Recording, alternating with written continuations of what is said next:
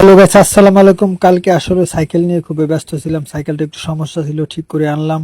আর কালকে অনেক বেলা হয়ে গেছিল সাইকেল ঠিক করতে, আবার বাকি কাজগুলো করতে করতে রাত হয়ে গিয়েছিল।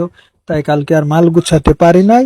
এই কারণে আজকে সকাল সকাল উঠে মালগুলা গুছিয়ে ফেললাম, অনেক সুন্দর করে গুছালাম। কারণ আমার গ্রামে যেতে হবে কিছুক্ষণের ভিতর।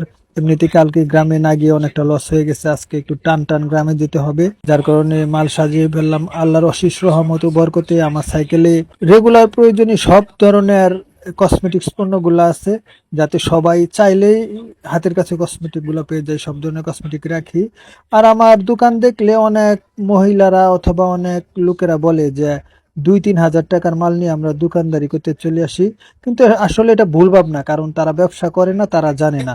আসলে আমার এখানে 50,000 টাকার উপরে মাল হবে। সো এগুলো সবাই বুঝে না, যারা ব্যবসা করে তারা বুঝে।